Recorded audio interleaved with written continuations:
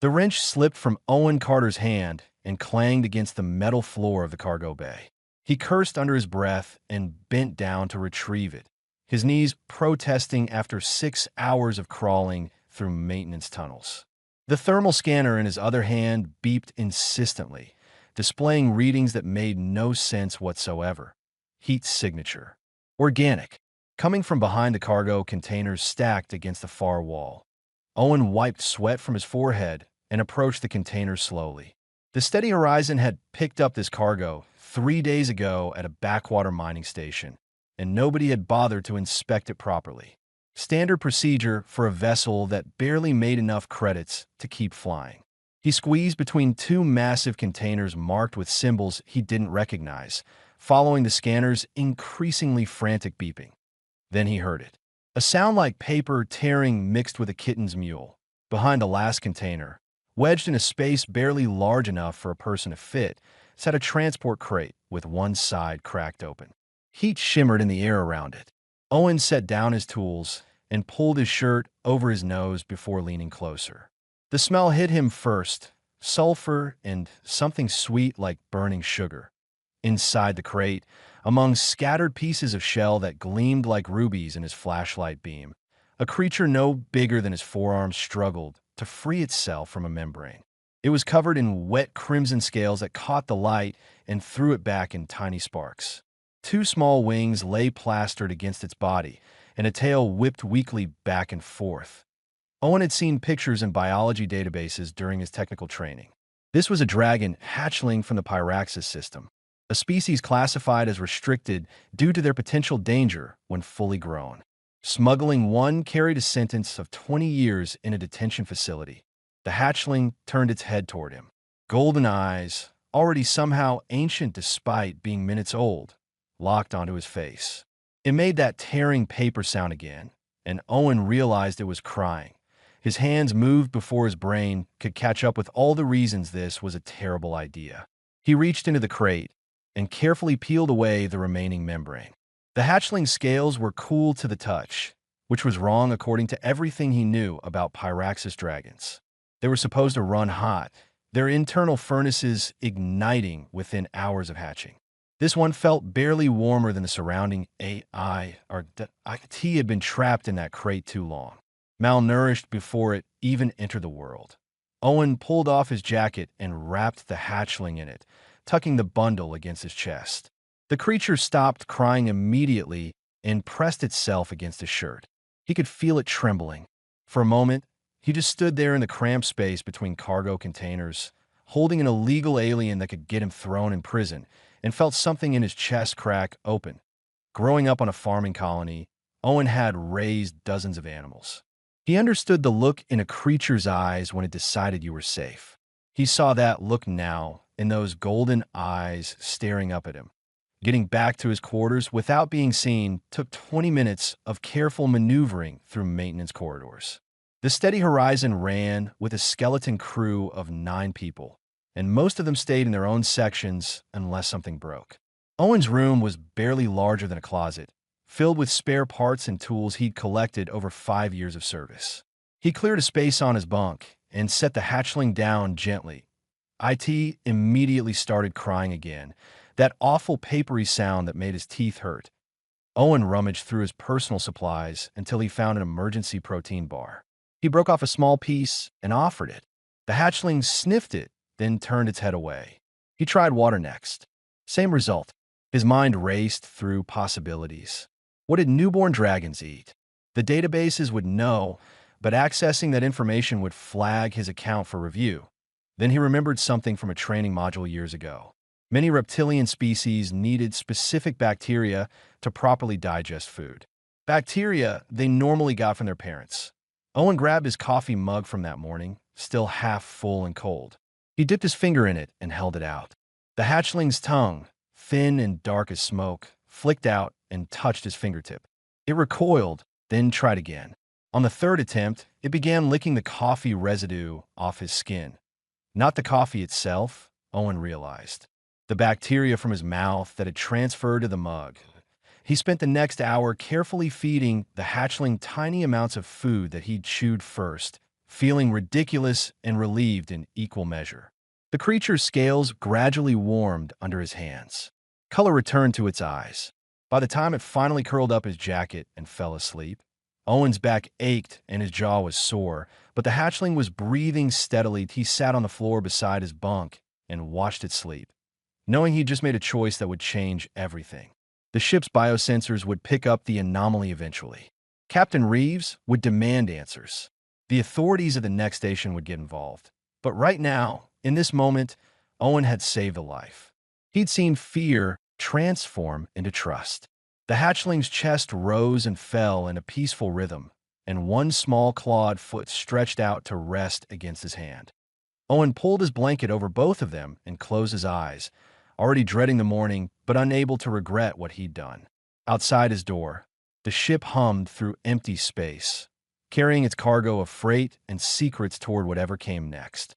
3 days changed everything, though Owen wouldn't realize how much until it was too late to turn back. The hatchling grew faster than any creature Owen had ever seen. By the second morning, it had doubled in size and began making sounds that were less like crying and more like purring.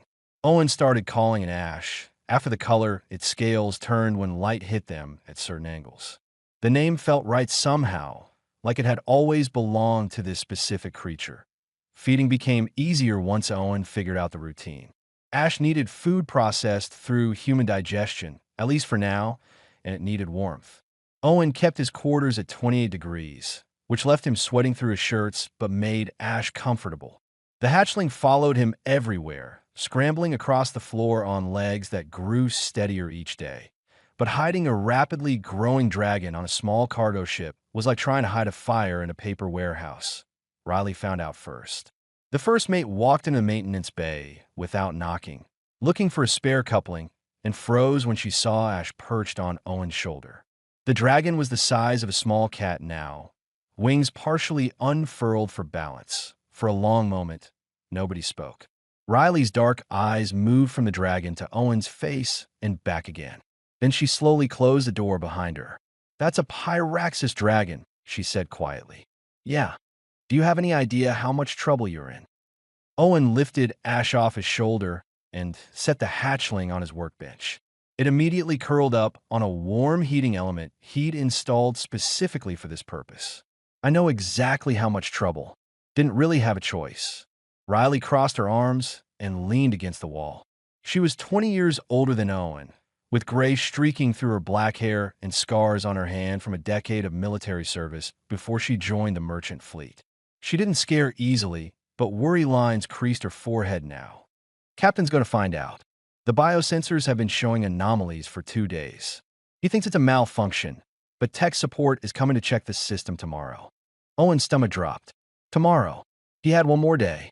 "I'm not giving Ash up," he said, and was surprised by the steel in his own voice. Riley studied him for a moment, then walked over to the workbench. She held out one scarred hand toward the dragon. Ash sniffed her fingers cautiously, then pressed its snout against her palm. Riley's expression softened in a way Owen had never seen before. "My daughter had a dog back on Earth," she said. "Thing was mean as hell to everyone except her. Bit 3 people before animal control got involved. But with her, it was gentle as could be. Slept at the foot of her bed every night." She pulled her hand back and looked at Owen. "I saw the same thing with that dog that I'm seeing now. That creature knows you're its person. So you'll help me? I'll buy you time. But Owen, you need to understand something. Dragons bond for life. If they separate you two now, while it's this young, the trauma could kill it. And even if it survives, it'll never trust another living soul." Riley walked toward the door, then paused. "Captain's a hard ass about regulations, but he's not cruel. When he finds out, and he will find out, be straight with him. Tell him everything." She left Owen alone with Ash in a countdown that felt like a weight on his chest. That night, Owen couldn't sleep. Ash had grown restless as the hours passed, pacing in circles around the small room. The dragon's scales had begun showing patterns, darker lines that swirled across its body like smoke frozen in time. When Owen tried to settle it down, Ash climbed onto his chest and pressed its face against his neck, making a sound like wind through leaves. "I don't know what happens next, Owen whispered to the darkness. But I won't let them hurt you. Ash's only response was to curl tighter against him, small claws pricking through his shirt. The dragon's heartbeat thrummed against his ribs, fast and strong. Owen wrapped his arms around the creature and tried to memorize the feeling, just in case the knock came at dawn. Owen was feeding Ash pre-chewed breakfast when Captain Reeves opened the door without waiting for permission. Behind him stood the ship's security officer, a Talveen named Shira with 4 arms and an expression that suggested she'd seen everything worth seeing in the galaxy. Reeves looked at Owen, then at Ash, then back at Owen. His jaw tightened. My quarters. Now, and bring that thing with you. The walk to the captain's office felt like marching to an execution. Owen carried Ash against his chest, feeling the dragon's heart racing even faster than his own. Crew members they passed in the corridors stared, but said nothing. Word had already spread.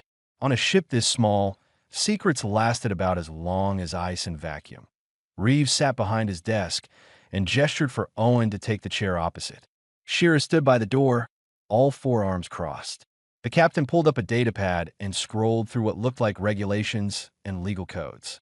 You're carrying a restricted species, Reeves said flatly. That's 20 years detention. No parole. I know, sir. The penalty for the ship is seizure and complete crew investigation. Everyone on board gets dragged into this mess because you decided to play nursemaid to an illegal reptile. Owen felt Ash trembling against his chest. He tightened his arms protectively. It was dying, Captain. I couldn't just leave it. You should have reported it immediately. Would you have let me save it? Reeves didn't answer. He set down the datapad and rubbed his eyes. For the first time since Owen had known him, the captain looked old and tired. We dock at Waypoint Station 15 in 3 days, Reeves finally said. Station authorities will take custody of the creature. You'll face formal charges. Until then, it stays secured in your quarters with electronic monitoring. No exceptions. 3 more days. Owen nodded, not trusting his voice. As he left the office with Ash, he heard Shira speak quietly to the captain in her native language. He only caught one word. Translated through his implant.bond.it sounded like both a diagnosis and a death sentence. Waypoint Station 15 appeared on the view screen like a city built from metal and glass, spinning slowly against the black. Owen stood in the observation deck with Ash wrapped in his jacket, watching their destination grow larger with each passing minute. The dragon had barely eaten in the past day, as if it somehow understood what was coming. Riley stood beside him, her reflection ghostly in the thick viewport. Still time to run, she said, not seriously. Where would we go? She didn't answer because there was no answer. You couldn't outrun the law in space. There was nowhere to hide when every station, every planet, every ship was connected by the same network of treaties and enforcement. The docking process took an hour. By the time the steady horizon locked into its berth, Owen's hands had gone numb from gripping the jacket too tightly. Ash pressed against his chest, silent now, just the sound of breathing and that rapid heartbeat. The xenobiology team arrived before Owen even made it to the airlock. For people in white containment suits carrying equipment that looked designed for capturing something dangerous. They surrounded him in the corridor, and the woman in front pulled off her helmet to reveal a narrow face with pale blue skin marked by darker lines that flowed like rivers. Centaurian. Owen Carter. Her voice was clinical, detached. I'm Dr. Senavoleris. We're here to retrieve the Pyraxis dragon currently in your possession. Its name is Ash, Owen said, hating how his voice shook. And it's not a possession. Dr. Voleris ignored this. She gestured to her team, and 2 of them moved forward with a reinforced carrier, the kind with bars and electronic locks. Ash saw it and made a sound Owen had never heard before, high and sharp like breaking glass. The specimen will need to be sedated, one of the other team members said. Absolutely not. Owen snapped. You sedate a dragon this young, and it might not wake up. Dr. Voleris raised one eyebrow. You have xenobiological training. I have common sense. And I've kept Ash alive for almost 2 weeks when your databases said it should have died in 3 days. Something flickered across the doctor's face, but she maintained her professional mask. The dragon must come with us. This isn't negotiable. You can either surrender it voluntarily, or we'll call security to forcibly remove it."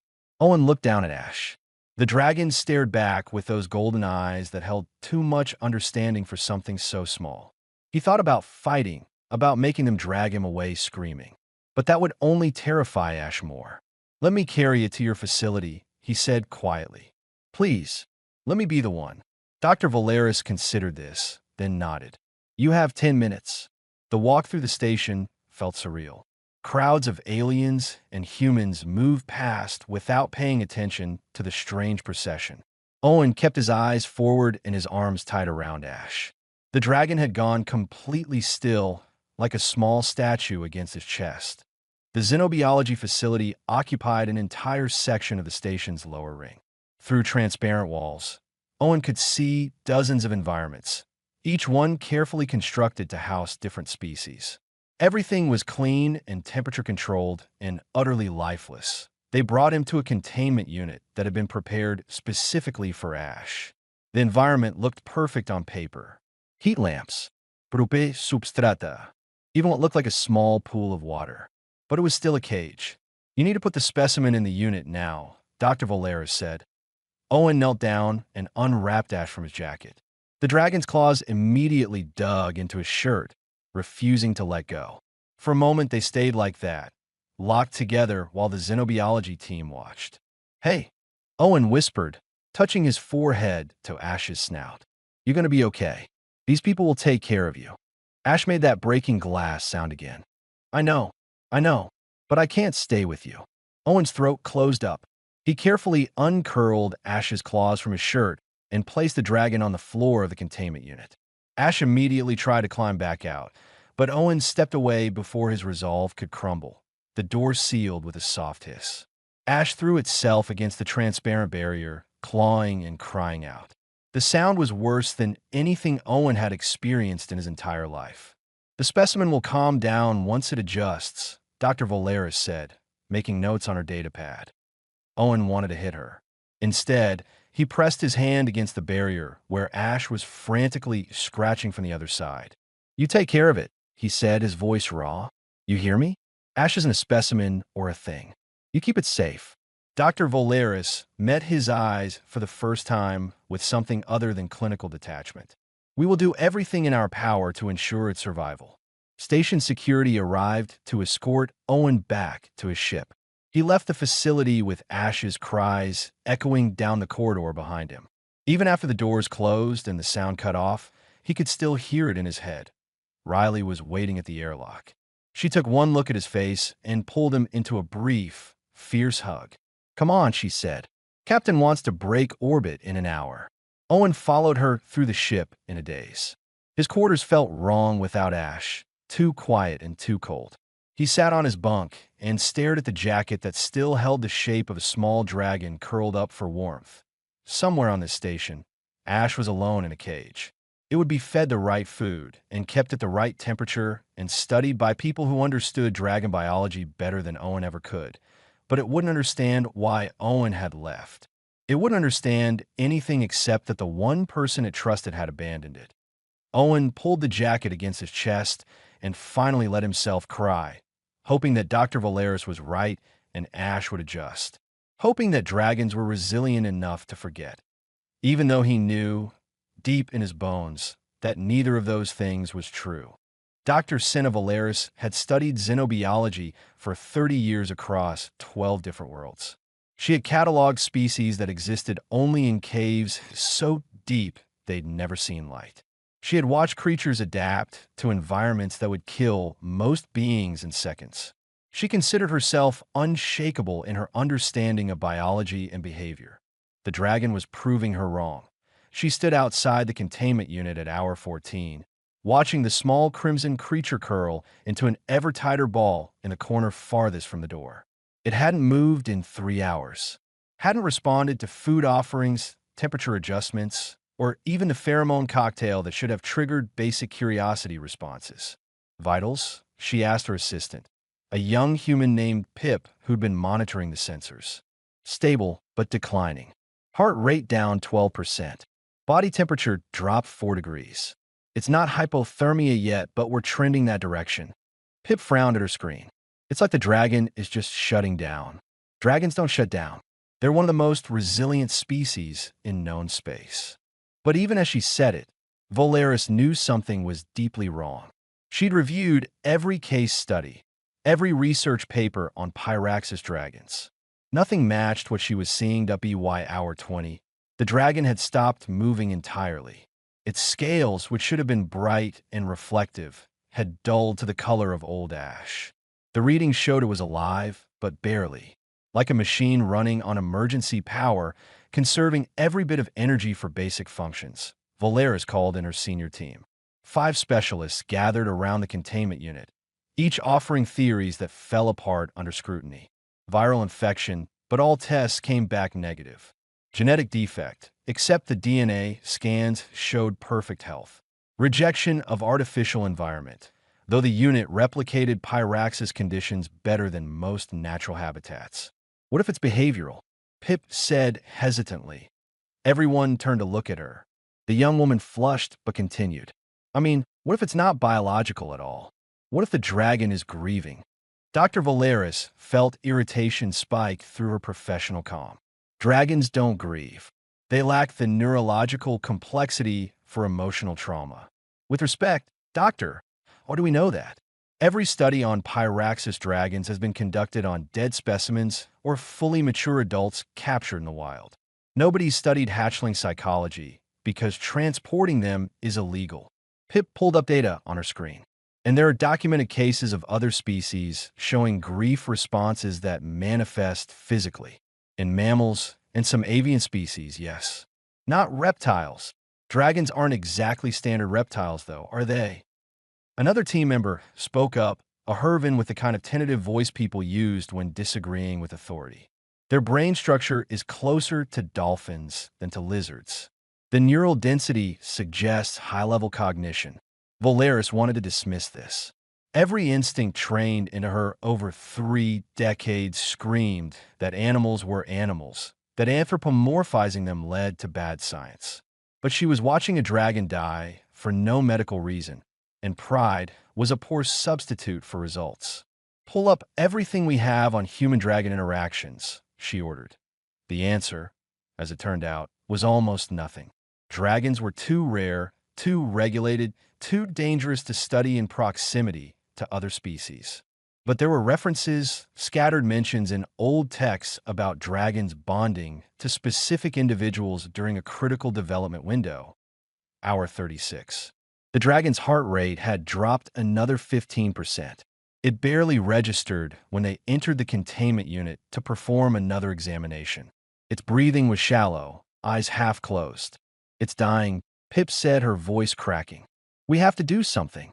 Volaris stood in the center of her pristine laboratory, surrounded by the best equipment money could buy in decades of accumulated knowledge, and admitted the truth to herself. We don't know how to save it. The silence that followed was broken by alarms. The dragon's vital signs were entering critical levels. They had hours at best, maybe less. Contact Owen Carter, Volaris heard herself say. Her team stared at her. Pip recovered first. The human from the cargo ship? They left the station 2 days ago. Then find them. Send an emergency transmission. Offer to pay for fuel, docking fees, whatever it costs. Volaris looked at the dying dragon and felt something she hadn't experienced in years. Fear of being wrong. If this creature bonded to that human during a critical imprint period, then he's not just familiar. He might be necessary for survival. The communication went out within minutes, flagged as urgent. But the steady horizon was 3 days away at maximum speed. Even if they turned around immediately, it would be 6 days before Owen Carter could return to the station. The dragon didn't have 6 days. It barely had 6 hours. Volaris did everything she could think of. She tried playing recordings of Owen's voice that she'd pulled from security footage. The dragon's ears twitched once, then went still. She attempted to introduce compatible species as companions. The dragon didn't react. She even broke protocol and sat in the containment unit herself, speaking softly, but the creature showed no awareness of her presence. BY Hour 48. The xenobiology team worked in near silence, each person performing their duties with mechanical precision while watching something they couldn't explain and couldn't fix. The dragon lay on its side now, scales so dull they looked gray. Its breathing came in stutters. Pip sat outside the containment unit during her break, eating nothing, just staring at the small, failing creature. "I have a brother," she said quietly. "When he was 5, he had surgery, and they wouldn't let my mom stay with him in recovery. He cried for 6 hours straight until he made himself sick. They finally broke the rules and brought her in. He stopped crying the second he saw her." Valeris wanted to say that wasn't the same thing, that humans and dragons were different, that science didn't work on anecdotes and feelings. But she was tired, and the dragon was dying, and maybe Pip understood something that all of Valeris's education had missed. "The human better get here in time," was all she said. Hour 56. The dragon's heart rate dropped below critical threshold. Staff prepared end-of-life protocols. Hour 60. A message arrived from the steady horizon. They were coming back. The message came through while Owen was elbow-deep in a cooling system that had decided to malfunction at the worst possible time. His communicator buzzed against his hip, displaying an emergency priority flag that made his heart stutter. He wiped grease off his hands and opened the transmission to Dr. Senna Valeris appeared on the small screen, and Owen's first thought was that she looked exhausted. Her pale blue skin seemed duller than before, the dark lines across her face more pronounced. When she spoke, her clinical detachment had vanished. "Mr. Carter, the dragon is dying. We've tried everything within our medical capabilities, but it's not responding to treatment. It's not eating, not moving, barely breathing." She paused, and Owen saw something in her expression he hadn't expected. "Shame. I was wrong about the nature of the bond. I need you to come back." Owen's hands went numb. "How long does it have?" "Hours. Maybe a day, if we're fortunate. I'm authorizing full compensation for fuel and docking fees. The station will cover all costs." "I don't care about the money," Owen said, already moving toward the bridge. "We're turning around now." Captain Reeves was reviewing cargo manifests when Owen burst onto the bridge. Riley was there too, checking navigation data. They both looked up as Owen started talking, words tumbling over each other in his urgency to explain. Reeves held up one hand to stop him. "I got the same message. Already started calculating the return trajectory." Owen stared at him. "Sir, you think I made a stone?" Reeves pulled up the navigation display. 3 days at maximum burn. We're running the engines hot, which means maintenance costs come out of this quarter's profits. The crew already voted unanimously to authorize it. "We did." Owen looked at Riley, who smiled. "Shira started the vote," she said. "Turns out Talveen have stories about bonding too. Old ones from before their species got all civilized and forgot how to feel things." Owen felt something crack in his chest, but this time it wasn't breaking. "Thank you. Save your thanks for when we actually get there in time," Reeves said gruffly. "Now get off my bridge and make sure those engines don't explode from the strain." The next 3 days were the longest of Owen's life. He worked 20-hour shifts, keeping the steady horizon running at speeds it wasn't designed for. The ship rattled and groaned like a living thing in pain. Warning lights flashed constantly. Owen ignored them all, coaxing every bit of power from systems that should have shut down for safety protocols. Riley brought him food he didn't eat and made him sleep in 4-hour chunks. She didn't try to make conversation, just sat with him in the engine room while he worked, a silent presence that kept him from spiraling into panic. On the second day, another message came from Dr. Valeris. Owen almost didn't open it, terrified of what it might say. But he forced himself to watch. The doctor stood outside Ash's containment unit. Behind her, Owen could see his dragon, barely visible as a small gray shape in the corner. "It's still alive," Valeris said quietly. "Barely, but I thought you should know it's fighting. I don't understand the mechanism, but it's fighting to stay alive." Owen replayed that message 17 times over the next 24 hours. The steady horizon screamed into Waypoint Station 15 space with alarms blaring and hull temperature 20 degrees past safe limits. Station control tried to make them slow down for proper approach protocols. Reeves told them in extremely colorful language what they could do with their protocols. They docked hard, the magnetic clamps shrieking as they locked. Owen was already running before the airlock finished cycling. He pushed past station security, ignoring their shouts. Riley ran behind him, clearing a path with her military voice and zero tolerance for delays. Doctor Valeris was waiting at the xenobiology facility entrance. She didn't waste time with greetings, just turned and led him through corridors at a pace just short of running. The facility staff they passed stopped and stared, but nobody tried to interfere. It stopped responding to any stimuli 18 hours ago, Valeris said as they walked. Heart rate is 35% below baseline. Brain activity suggests minimal consciousness. I should prepare you for the possibility that even if it recognizes you, the damage might be too severe. Owen didn't answer. He couldn't form words past the fear lodged in his throat. The containment unit looked the same as before, perfect and sterile and wrong. But Ash had changed. The vibrant crimson dragon he'd left behind was now the color of old charcoal, scales dull and lifeless. It lay on its side, so still that for a horrible moment Owen thought they were too late. Then he saw the faint rise and fall of breathing. "Override the door," he said. Valeris didn't argue. The barrier slid open with a soft hiss. Owen stepped inside and dropped to his knees beside Ash. He was vaguely aware of Valeris and her team watching through the transparent wall, sensors recording everything. He didn't care. His entire world had narrowed to the small broken creature in front of him. "Hey," he whispered, touching Ash's side. The scales were cool, too cool. "Hey, I'm here. I'm sorry I took so long. I'm so sorry." Nothing. No movement, no sound. Just that shallow breathing that could stop at any moment. Owen lay down on the floor and carefully gathered Ash against his chest, the way he'd done 100 times before. The dragon felt like a small stone, heavy and cold. He pressed his face against Ash's snout and just breathed, willing some of his own warmth into the creature. "Please," he said to the dragon, to the universe, to anything that might be listening. "Please don't leave. I'm here now. I'm not going anywhere." For long seconds, nothing changed. Owen held Ash and felt tears running down his face and tried to accept that he'd arrived too late. Then Ash's ear twitched. Just once, so subtle, Owen almost missed it that he held his breath. Ash's eyes opened, just barely, golden slits and gray scales. The dragon made a sound, so quiet and weak it was almost nothing, but it was everything.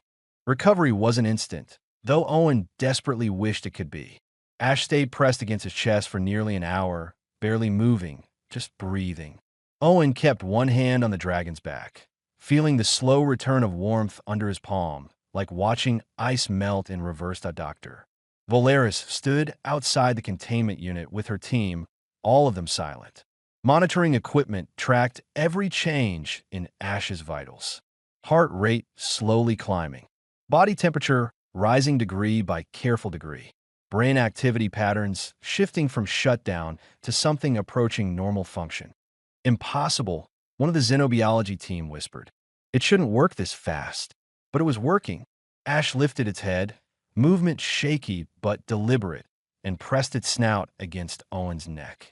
The sound it made was stronger now, that wind through leaves purr that Owen had thought he'd never hear again.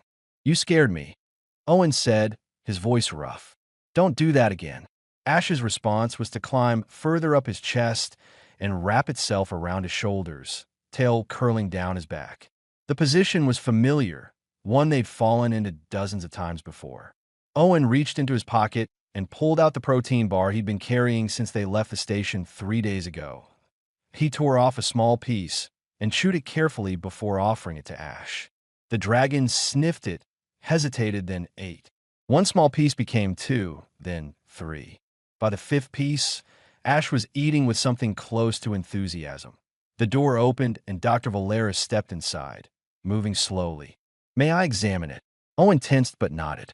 Valeris approached with her scanner, keeping her movements careful and predictable. Ash watched her with wary golden eyes, but didn't protest when she ran the device over its body.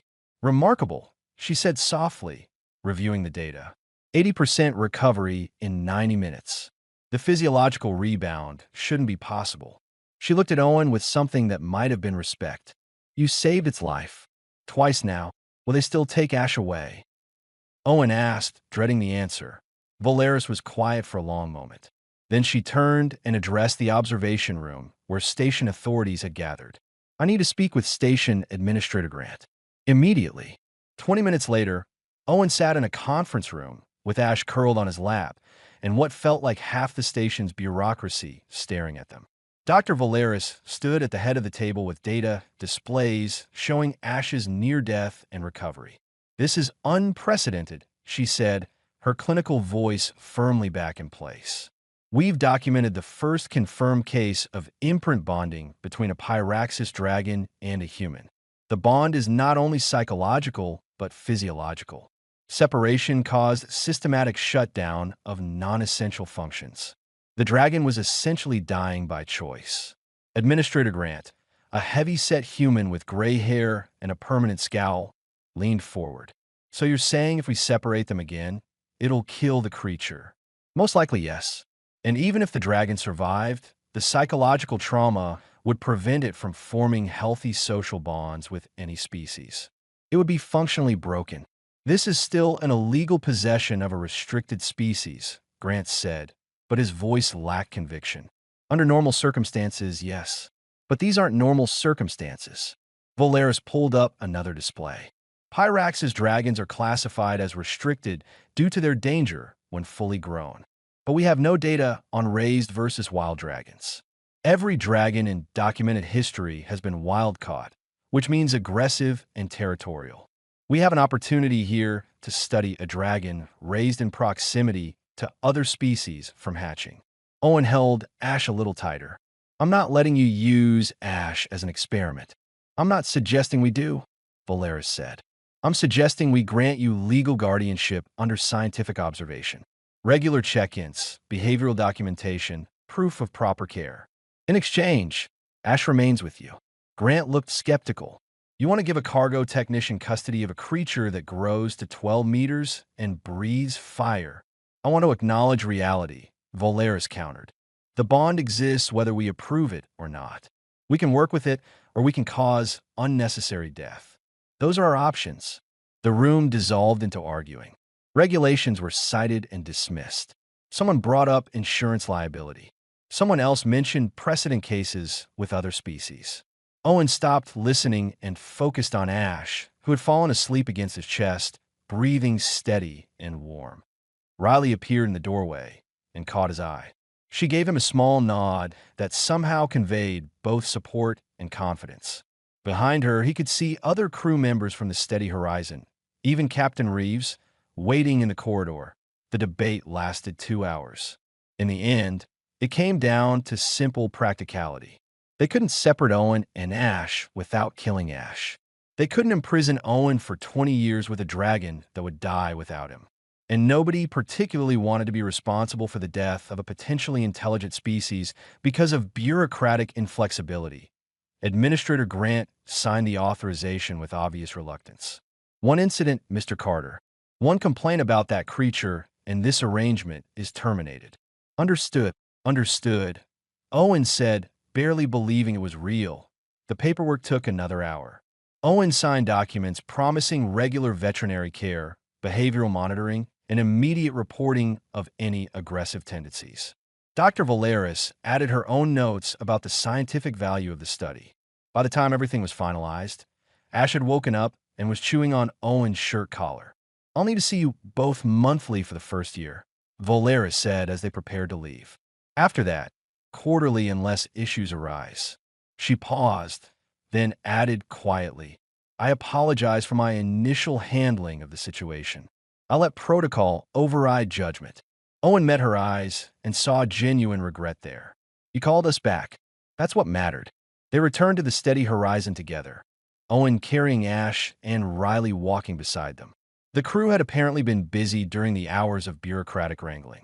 Owen's quarters had been expanded, the walls knocked out to combine his room with an adjacent storage space. Someone had installed proper heating elements and ventilation. There was even a padded platform that looked suspiciously like a dragon-sized bed. Crew voted on it. Riley explained at his shocked expression. Figured if we're keeping a dragon on board, we should do it properly. Owen looked around at the faces of people he'd worked with for years, but never really connected with. They were smiling, even Shira with her forearms crossed, but her expression softer than usual. "Thank you," he managed. "All of you." Captain Reeves grunted. "Just keep that thing out of my engine room." But he was almost smiling too. That night, Owen lay in his expanded quarters with Ash curled against his side, scales finally bright crimson again in the soft light. Through the viewport, stars stretched away in all directions. Somewhere out there were regulations and restrictions, and people who still thought dragons were just dangerous animals. But here, in this small space, among people who understood that sometimes the rules needed breaking, Owen had everything that mattered. A ship that felt like home, crew that felt like family, and a dragon that chose him, chose to live, chose to trust despite every reason not to. Ash shifted in sleep, one clawed foot pressing against Owen's hand. Outside, the steady horizon broke orbit and turned toward the next destination, carrying its cargo and its secrets toward whatever came next.